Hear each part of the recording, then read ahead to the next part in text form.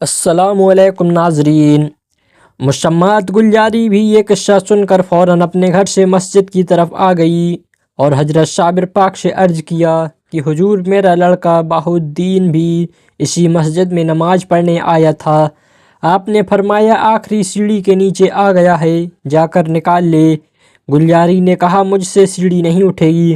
حضرت نے علیم اللہ ابدال سے فرمایا کہ ہمارا نام لے کر لڑکے کو نکال لو، اور علیم اللہ ابدال سیڑھی کے پاس آئے اور بہاء الدین کو نکال کر ان کی ماں کے حوالے کر دیا۔ مسجد کے شہید ہوتے ہی باقی لوگوں میں ڈر پھیل گیا۔ آپ نے گلجاری اور اس کے لڑکے سے کہا کہ جو میرے عقیدت مند ہیں فوراً ہی 12 کوس کے فاصلے پر چلے جائیں۔ جب عقیدت مند چلے گئے تب ایسی بیماری پھیلی کہ بہت سے لوگ اس کے شکار ہو گئے۔ اس وقت جب آپ کی قہر آلد نظر تباہی کی نظر زمین پر پڑی تو کلیہ شریف کے چاروں طرف 10 کوس سے زیادہ رقبے میں انسان، جانور، پیڑ اور کھیت سب جل کر خاک ہو گئے۔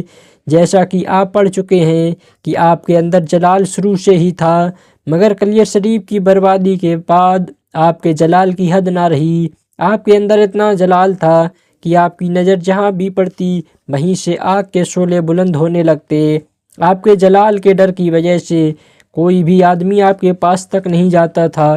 کہا جاتا ہے کہ کلیہ شریف کی بربادی کے قریب 12 سال تک آپ ایک گولر کے پیڑ کو پکڑے ہوئے استغراق خدا کی یاد میں مدہوشی کی حالت میں کھڑے رہے۔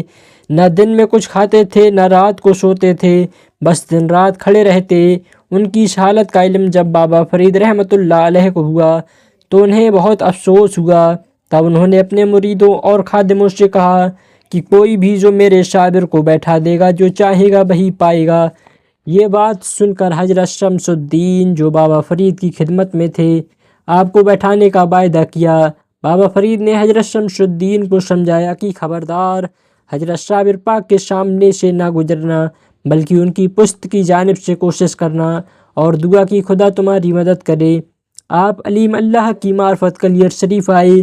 جب آپ صابر پاک کے مقام سے کچھ فاصلے پر رہ گئے تب آپ نے اونچی آواز میں قرآن پڑھنا شروع کیا اور کمر کی طرف کھڑے ہو کر پڑھتے ہی رہے۔ شمس الدین کے پڑھنے کا انداز بہت ہی سہانا تھا۔ بڑی دیر بعد صابر پاک رحمۃ اللہ علیہ نے فرمایا کہ پشت کی طرف سے قرآن پڑھنا ٹھیک نہیں ہے، سامنے سے آ کر پڑھو۔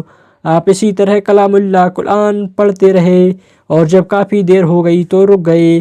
آپ نے فرمایا کیوں رک گئے؟ پڑھو۔ شمس الدین نے کہا کہ حضرت کھڑے کھڑے تھک گیا ہوں اور اب کھڑے ہونے کی ہمت نہیں رہی۔ حضرت صابر پاک رحمۃ اللہ علیہ نے فرمایا اچھا بیٹھ جاؤ۔ اس پر شمس الدین نے عرض کیا کہ یہ کیسے ممکن ہے حضور؟ یہ کیسے ہو سکتا ہے کہ آپ کھڑے رہیں اور غلام بیٹھ جائے؟ تب صابر پاک نے بیٹھنے کا ارادہ کیا، لیکن کیسے بیٹھتے، ہاتھ پیر چل ہو گئے تھے۔ حضرت شمس الدین نے بڑی مشکل سے آپ کو سہارا دے کر اسی گولر کے پیڑ سے کمر لگا کر بیٹھا دیا۔ دوستو، اگر آپ کو ہماری یہ ویڈیو پسند آئی تو چینل کو سبسکرائب کر لیں۔ ملتے ہیں ایک نئی ویڈیو کے ساتھ۔ خدا حافظ۔